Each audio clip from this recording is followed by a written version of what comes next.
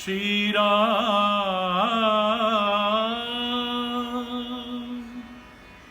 श्री राम श्री राम श्री राम।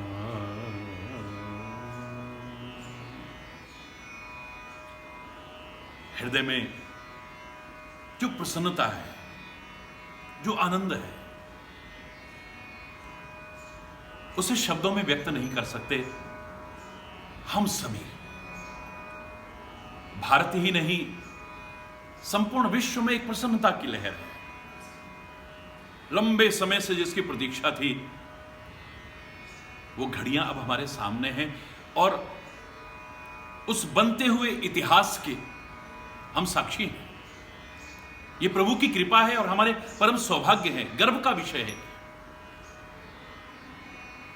एक भव्य, अलौकिक, अद्वितीय, विशाल भगवान श्री राम के प्राकट्य स्थल पर, पवित्र अवधपुरी में, मां सरयू के तट पर मंदिर का निर्माण हो, हम सब उसके सहभागी भी हों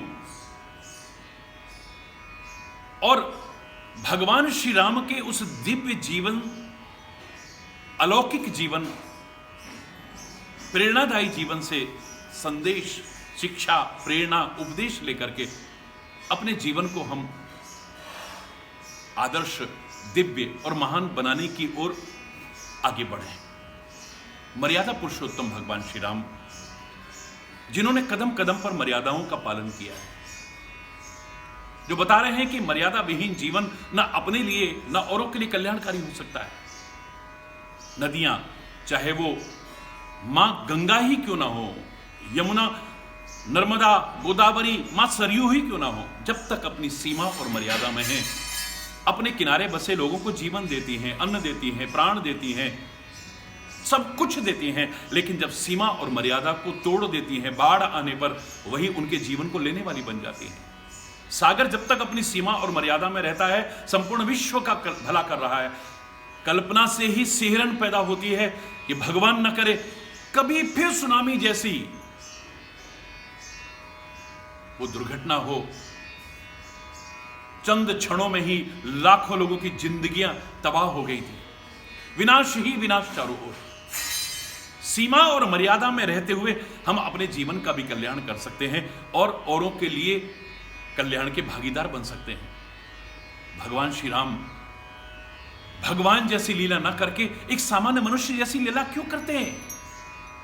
प्राकृत नर एवं लीला करत सकल रघुनाथ, मेरे मर्यादा पुरुषोत्तम भगवान श्री राम एक सामान्य मनुष्य जैसी लीला कर रहे हैं, इसीलिए कि हम सामान्य मनुष्य उसके लाभ से वंचित न रह जाएं।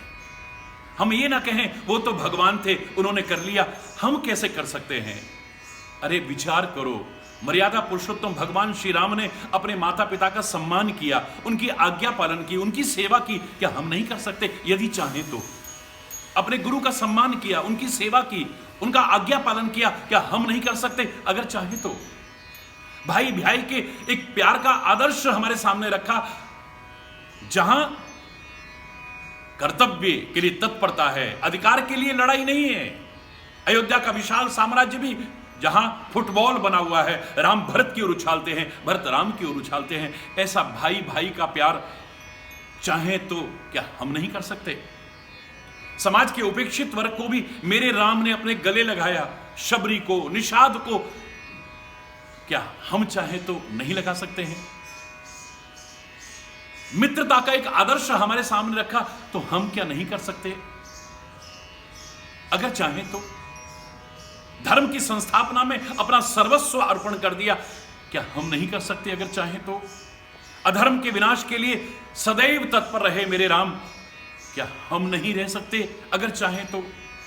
समाज की समस्याओं के लिए हमेशा जागरूकता का संदेश दिया, क्या हम नहीं कर सकते अगर चाहें तो? बहुत कुछ है मेरे प्यारे भाइयों, मेरी प्यारी बहनों, इस महान अवसर की, इस शिलान्यास के अवसर की, इस भूमि पूजन के अवसर की, जिसका सहभागी बनने का सौभाग्य हम सबको मिला है, एक पवित्र ब्रज रज से परिपूर्ण रजत शिला भगवान श्री राम की कृपा से जिसका पूजन करने का सौभाग्य मुझे भी मिला है, वो भूमि पूजन में विराजमान होगी। तो इस अवसर पर शुभकामनाएं भी हम दें, बधाई भी दें, अपनी प्रसन्नता भी व्यक्त करें, लेकिन हम संकल्प लें कि भगवान श्री राम के दिव्य आदर्श महान प्रेरणादायी जीवन को अपने जीवन में अपनाने की कोशिश करें। बहुत बहुत हार्दिक शुभकामनाएं, बहुत बहुत हार्दिक बधाई सभी को। हरि बोल।